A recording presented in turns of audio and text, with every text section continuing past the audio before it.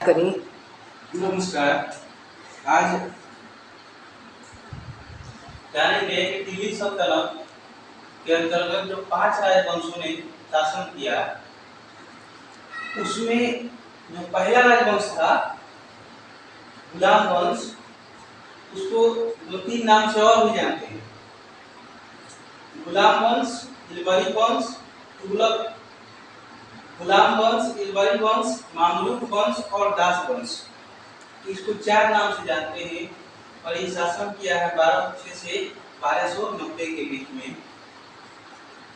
तो इसके बारे में जानेंगे कि ये जो राजवंश है, इसमें कितने शासक ने शासन किया। इसमें कुल 11 शासकों ने शासन किया। दिल्ली सल्तनत के अंतर्गत 5 राजवंशों ने शासन किया। पहला जो राजवंश था गुलाम वंश, उस गुलाम वंश के अंतर्गत कुल 11 शासकों ने शासन किया और वो जो गुलाम वंश है 84 वर्षों तक दिल्ली पर शासन किया है। तो इसमें देखते हैं पहला जो इसका शासक है, जिसका नाम है कुतुबुद्दीन ऐबक, जो संस्थापक था, जो 1206 से लेकर 1210 के बीच में शासनकाल किया है, इसका शासनकाल है।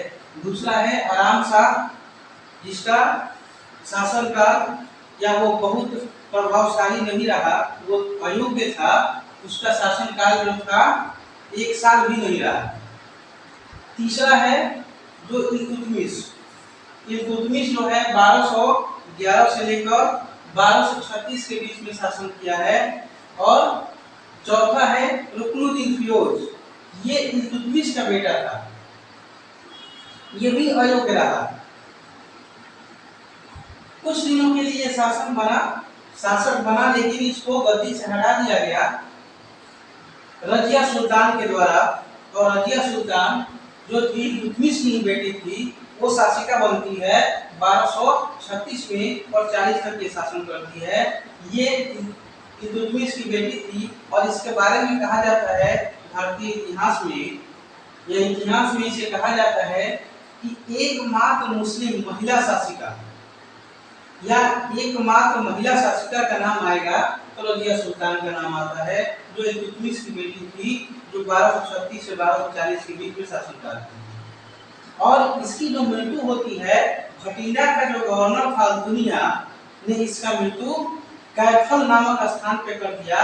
और इसके बाद जो इसका एक और भाई था, जिसका नाम था मोइनुद्दीन बहराम शाह। ये मोइनुद्दीन बहराम शाह ने जैसे दुनिया जो था, उसके विद्रोह को दमन करने के लिए राजधानी से रजिया सुल्तान बाहर जाती है और यह मोइनुद्दीन बहराम शाह क्या करता है, अपनी सेनाओं के साथ दिल्ली पर चढ़ाई कर शासक बन जाता है। और इसका शासनकाल है 1240 से 1242 और 1242 में इसके पतन के बाद उसके बाद शासक बनता है अलाउद्दीन मसूद शाह। इसका शासनकाल है 1242 से 1246। इसके बाद बनता है नासिरुद्दीन महमूद शाह। तो नासिरुद्दीन महमूद शाह जो था 1246 से 1266 के बीच में शासनकाल करता है।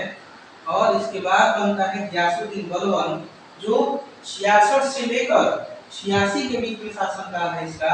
गियासुद्दीन बलबन जो था एक ऐसा शासक था जो दिल्ली सल्तनत के अंतर्गत गुलाम वंश के अंतर्गत एक ऐसा राजा था जो क्रूर राजा के रूप में जाना जाता है, क्रूर सुल्तान के रूप में जाना जाता है। उसने सिजदा एवं फाबोस की नीति चलाई थी, रक्त और लौह की भी नीति चलाई थी। सिजदा और फाबोस को होता था, फाबोस घुटने के बल चलकर राजा की ऊँटे को चुनना होता था।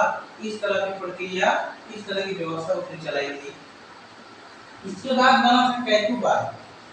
कैकुबाद जो था 86 से लेकर 89 तक शासन किया। और इसी कैकुबाद का 3 वर्ष का या उसका बेटा था कयूमर्स, शमसुद्दीन कयूमर्स, जो एक अयोग्य शासक था, जो 89 से 90 तक शासन किया। और इसी शमसुद्दीन कयूमर्स का जो संरक्षक था वो था जलालुद्दीन खिलजी। और यही जलालुद्दीन खिलजी था जो 90 में शमसुद्दीन कयूमर्स को मारकर खिलजी वंश की स्थापना कर देता है। और खिलजी वंश का जो शासनकाल है 1290 से 1320 के बीच में चलता है। और खिलजी वंश का संस्थापक जलालुद्दीन खिलजी ये खुद शासन करता है 1290 से 1296 के बीच में। और इसका जो मृत्यु होता है खुद इसी का जो भतीजा था अलाउद्दीन खिलजी, इसने इसको मार दिया 96 में। और अलाउद्दीन खिलजी जो है दिल्ली पर शासन करना शुरू करता है। जो अलाउद्दीन खिलजी का शासनकाल है 1296 से 1316 के बीच में। और इसी का बेटा अलाउद्दीन खिलजी का बेटा था मुबारक खिलजी, जो 1316 से लेकर 1320 के तक शासन करता है। और ये मुबारक खिलजी एक ऐसा शासक था जो अपने आप को बादशाह घोषित किया हुआ था।